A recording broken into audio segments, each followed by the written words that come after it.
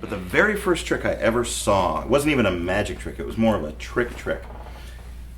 And I got to take you back, and I brought along a time machine to help take you back. Anybody familiar with these? Yes. Yeah. It's an old ice cream pop, push-up pop. It was like an orange sherbet kind of a thing, and it had, in fact, my first magic wand. It came from that. But you would push up the ice cream, and it was my favorite treat as a kid. This to me is warm summer days and discussions with my family. This takes me back. It's a memory trigger, okay? And the very first trick I ever saw, sitting at my grandpa's table, and we were sharing snacks and stuff, and he took out a mint, and he said, let me show you something. He said, can you see that okay? I said, sure. He's all right, now watch. This is fascinating. I'm going to pick up that mint, and I'm going to eat it without touching the tube. And I said, but your fingers are too big to get dazed. I know this, I know. But I'm going to pick up the mint and eat it without touching the tube. I said, well, are you gonna blow it over? Are you gonna bump the table and maybe, no. I'm just gonna pick it up without touching the tube. And I said, well, Grandpa, I bet you can't do that. And Grandpa said, really? Did you say bet? I said, yeah. He said, all right, $1 says I can do it. Now, in those days, $1 to me was 5 comic books. So that's a good bet. And I said, well, I don't have any money. He said, it's okay. You lose. When you lose, you do double chores for the week. Okay, all right, sure. All right, he said, all right, watch. This is what he did.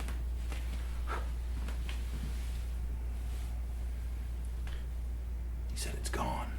I said, there's no way in the world it's gone. He said, well, take a look. So I took a look, and he snatched up the mint and said, see, I didn't touch the tube. No.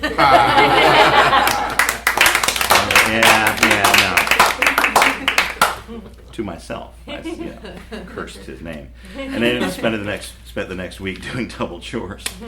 But I didn't pay for a single beverage in college. So that, he said, that's a memory we'll share. He said, every time you see one of those, you'll think of me, and that way I can live forever. He said, a good memory is told by a good story. And our memories are kept alive with good stories. And a memory is a valuable thing. He said, sometimes the simplest of things will trigger a memory.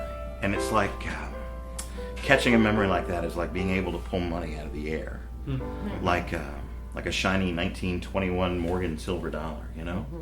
He said, and they come out of nowhere. Sometimes just the smell of baking bread or new cut grass or something will just trigger that moment. You remember it. He said, but you got to be careful with these things because they're fragile. It's like days, you collect them. But sometimes if you're not paying attention, if you're not really living for the moment, you look away and that moment is just gone. Just gone. Like warm summer days, the sun sets, the summer fades into the fall, and before you know it, just gone. No. Even the people we care about the most, as hard as we try to hold on, they slip away. And they just, and what do we have left? We have our stories, we have our memories, we have these things that we collect, and sometimes the simplest of things can bring them all back.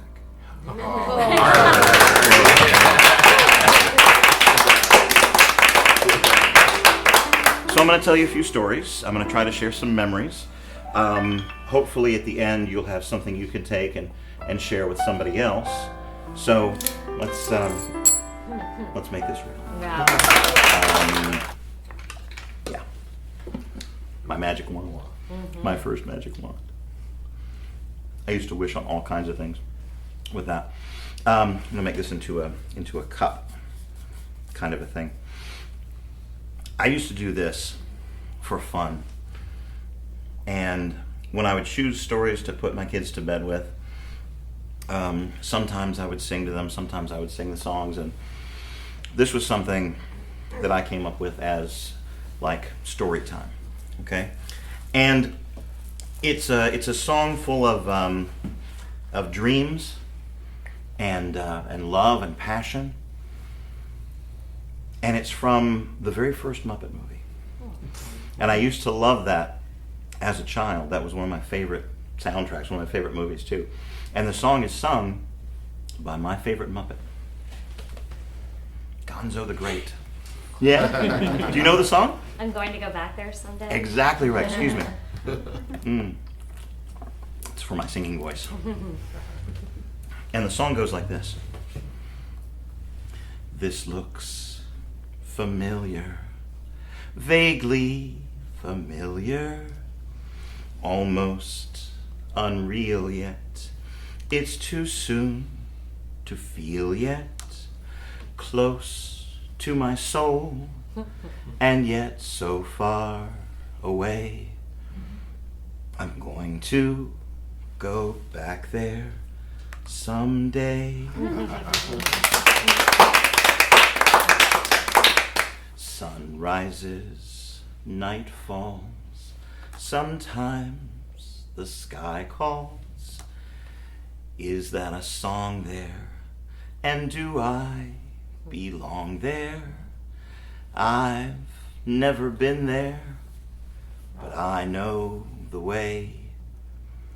I'm going to go back there someday. Come and go with me. It's more fun to share. We'll both be completely at home in midair. We're flying, not walking, on featherless wings. We can hold on to love like invisible strings. There's not a word yet for old friends who've just met, part heaven, part space, or have I found my place? You can just visit, but I plan to stay. I'm going to go back there someday. I'm going to go back there someday.